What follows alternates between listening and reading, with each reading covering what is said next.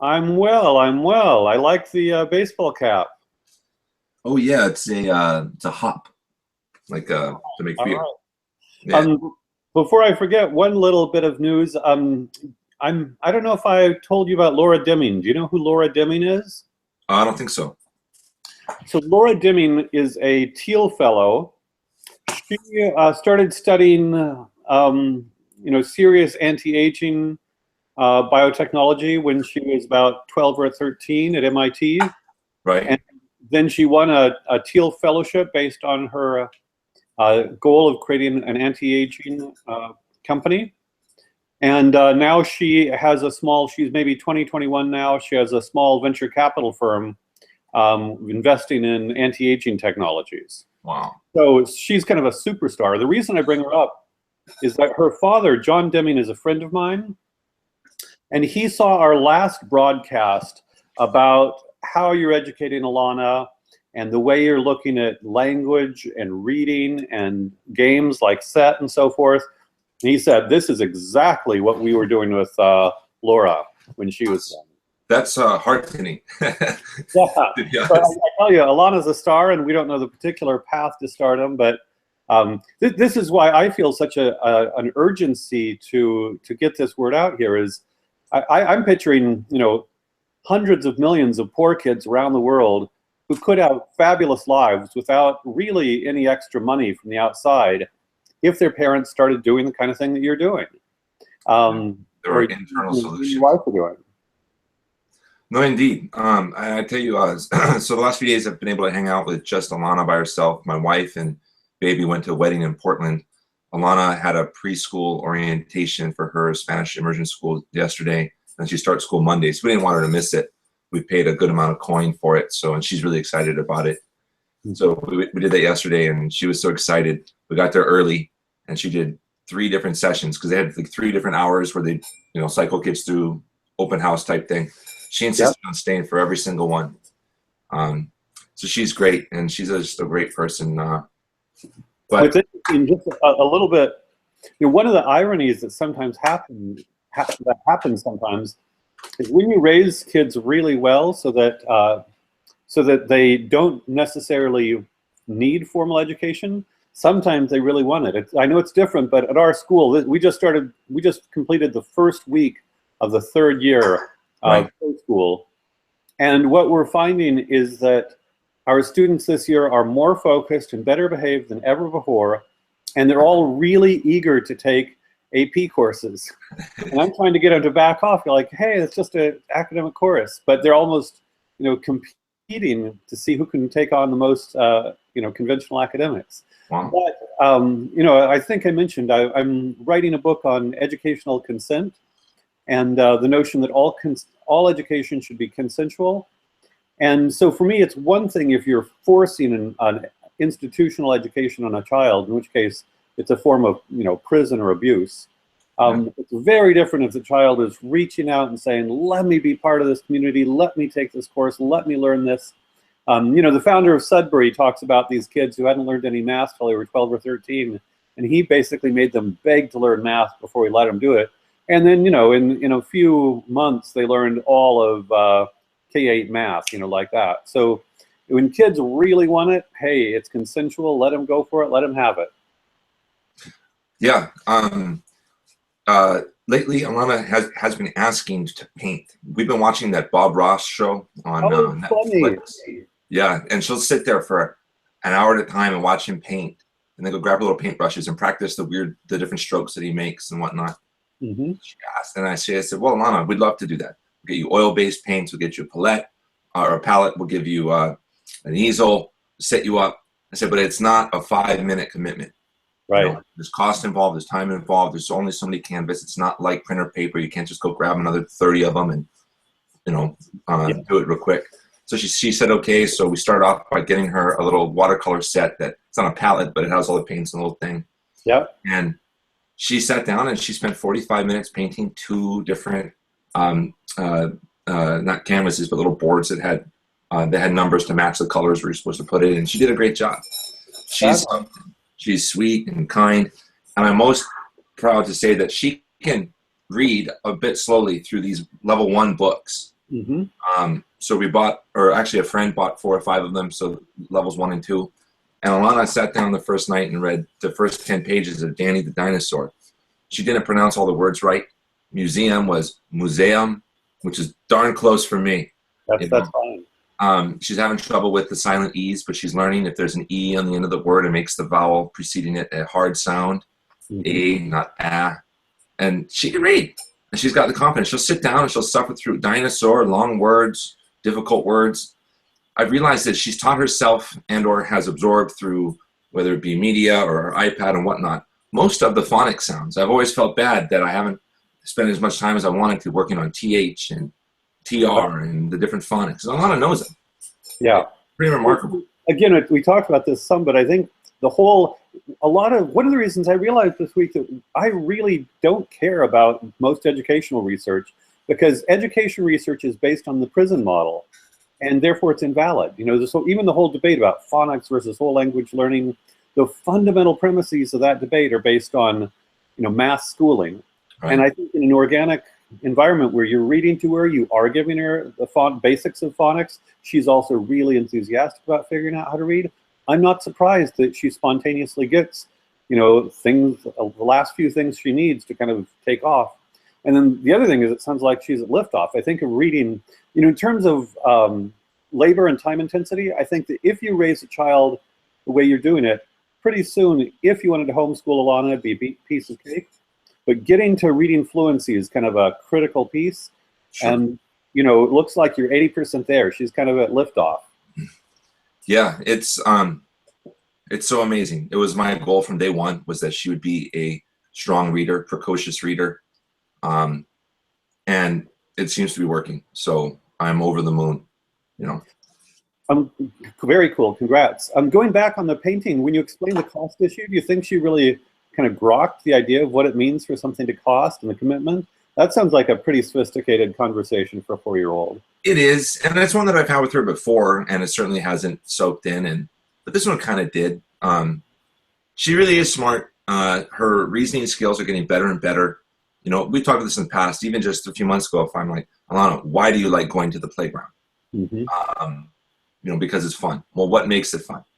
There's friends. There's playground. I like slides. She's really getting better at that. And so I told her, there's the palette, there's the easel, there's a cost involved. But I think she does, because I told her that we won't get her things that have high costs that unless she's able to, place her full attention for a period of time and, make a commitment. So we talked about what that word means. I explained that she has a commitment to gymnastics. She's not going to preschool one day a week because she's going to gymnastics. We're going to add a second sport activity in the afternoon for her, I think, that day. So, and by the way, she's doing great in that. She's the best kid in class in terms of she listens to the teacher. Teacher says line up, she lines up. If anything, she's too deferential to her teammates or the other little kids who don't pay attention, who don't listen, who are lackadaisical, who waste time. Drives me up a wall standing in the corner watching the kids waste time. Like, all I ask is that Alana pay attention, listen to the teacher, and do the reps that she's asked to do. And so, but she's great. No, sounds fabulous. I'm still interested in the kind of money thing. Have you done anything with money, like in terms of, here you have $1, you can buy this or that, or $5, you can buy this or that, or have you worked at all on kind of getting her a sense of, I mean, some of this is, economics and limited resources, to use fancy language, but how have you developed this whole idea of cost? Well, she has a pretty large piggy bank in the shape of a globe. And whenever she finds money, she puts it in there. She knows that that you need money to buy things. She doesn't really understand the relative costs yet. And to be fair, I haven't really explained it to her about how, like, sometimes we'll go out somewhere and she'll say, hold on, I'm going to bring money so we can buy stuff. And she grabs 2 or 3 pennies, puts it in her pocket, and off we go, right? Yep. So she knows that. We talk about how certain things in stores cost more than others. So we're getting this, not that. Here's why. She knows that. That we work to make money, that sometimes when I'm on a phone call, she can't come and talk to me. It's because it's important and I'm trying to make money, which is all a bit vague, but it's now the point where she asked the other day for us to buy her a computer so that she can type and make money. Yeah. Well, it's definitely great for a 4-year-old. It does sound like you're ready to kind of have her, go to the store with her own budget, whether it's her money or your money or whatever, and say, Yeah. you know, let's see what you can buy, and get her to start focusing. Her arithmetic's probably, does she do double-digit sums yet, or just single-digit sums? Single digit sums, so I mean, well, 10, but we've only done single digit adding and minusing, subtracting. We could probably do more there. I was going to say, it sounds like she's close to being ready to double-digit, and then you know, things are so expensive anymore. It's hard to find. You don't want to get to triple-digit. We're gonna have to go to the dollar store, and even the dollar store is just a name at this point. Right. Right, but still, I think it would be a cool experiment, or cool to begin experimenting with combining the money and cost thing with the, you know, the addition and you know, ultimately subtraction. Does she do subtraction as well? Yeah, she does. She does. She has to do math with us in order to get her vitamins, and her vitamins are the closest thing in our household to candy, so she loves them. Fabulous. She'll sit down and do it. It's an aside, but did I tell you about our math playground idea? No. Okay. So, you know, Magat and I are creating a school in Senegal, and we've got a house that's being built for us there, and we're probably going to go over Thanksgiving. Awesome. But because building a school is going to take some money, as a precursor to that, we're doing a math playground. The idea is exactly what you're doing with Lana. Basically, you know, before she gets her vitamin, before kids get to go on the playground, they have to solve a simple arithmetic problem. Nice. And make it kind of fun and engaged, and make math just part of the culture. When Alana does math, does she do it on paper or in her head, or both? We do it on her fingers. And over the last, you know, year or so of doing this, now she doesn't have to use fingers anymore for most of the simple 10 minus 7, 5 plus 2 type thing. But there is a difference. Like when she's focused, she does a lot better than if she's trying to do it with half her brain. Yeah. How about objects? Have you played around with physical objects? Yeah, we have. Like when I'm cooking, she loves to help me cook. So she takes a butter knife and cuts mushrooms for me. And she cuts them down to powder. There's nothing left. But I appreciate the help, of course. And so we'll do simple things. I'm like, well, Anna, you know, how many mushrooms do we have? And she can count up to 100 almost. Not perfectly, because she forgets how to say 70. She'll say 70. Right. But she learned that from Chutes and Ladders. That's how we got her to count higher and higher. Yeah. So, you know, at a Montessori preschool, they would have all these math materials that are really great because they have, you know, organized around powers of 10. And by the way, as another aside, I've heard that one theory as to why the Chinese are so fantastically good at math is the long tradition of using abacuses. That may or may not. Some people. We have one. I don't know how to use it effectively. I think I'm going to go find a YouTube video on it. Yeah, but I think this practice with powers of 10, just getting it ingrained early on. But does her preschool have something like, you know, Montessori materials or math manipulatives that are structured so that they can understand the relationship between ones, tens, hundreds, and so forth? You know, I'm not sure. I don't think so. It seems to be fairly language focused, which is fine for now. It's only half days. You know, it's not a true preschool or the whole day thing.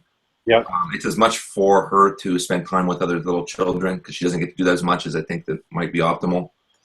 You know, it makes total sense. I get the social thing and you're wanting to do it, but it sounds like it might be time to start looking. You know, I know the Montessori world, but I know there's a very rich and diverse world of math manipulatives out there. And it might be worth beginning to shop around for some cool materials that you can have at home, because it sounds like, especially if you start combining this with shopping and money, that, you know, again, not pressuring her, but just like she's had this lift off with respect to reading, I bet with the right materials, based on where she is now, counts to 100, can do, you know, simple addition and subtraction. With physical materials, she could probably start ramping up mathematically pretty well in the next year or two. I think so. Alana has exceeded my wildest hopes in almost every way, shape, and form. So, boy, speaking of somebody just woke up. She's got 17-year-old hair. Someone say hi. Hola, Alana. Buenos días. ¿Hablas español? Buenos días. Bien. She said bien. We've been doing this game. So I found at a local print shop that I use. There's a company called Phonics that makes a Phonics game. Yeah. And there's 3 different levels. The first level are these cards, and you know, we kind of make up the rules for the card game as we go along. I think that they could have had a better editor for their instructions. But, you know, so she learned the word leap, L-E-A-P, from this. Yep. She can read every single 3-letter word here very quickly. Kid, rag, dad, rub, cub, without, you know, but just cub. Excellent. That's the other big leap that she's made all on her own, is sounding out words together rather than broken apart. And she has a hard time. She knows that she was back to letter by letter by letter. Yep, yep. Well, that's fantastic. Any other updates on the game front? Checkers or set or other games? We've been playing checkers. I found all the games except for Connect 4. We haven't played set since I've been carrying it around. But we've been playing this game, Spot It, which is a much easier, I guess, visual or pattern recognition game. Yeah, better to play easier. Yeah. Right. Every single card has 6 or 7 or 8 animals and corresponds to one matching animal of different sizes on every other card. So whenever there's 2 cards down, it's all about who can find the match first. And she likes it? Pretty well. She does pretty well. I beat her most of the time, but she's doing very well with it. Are you still handicap on checkers? Yeah, so checkers, I play with no back row, as usual. And Alana plays faster these days. She sees the jumps. I wouldn't quite say that she's turned the corner and is, watch out, and is, you know, really working a clear strategy. Right. But she's watching what I'm doing, and I try and talk her through her moves, and she has a longer attention span. She certainly knows the point. The other day, she wanted to move backwards and said, "Oh, I can't because it's not a queen." I'm like, "Yes, that's right." Yeah, well, you know, I would say you're definitely stretching her, but the fact you're stretching her kind of with so much love and validation is fabulous. And yeah, I think it's just very gently over and over again exposing and immersing her to these ways of thinking and making it conscious. Yeah, this is how to do it. Alana, I hear you read. You know how to read?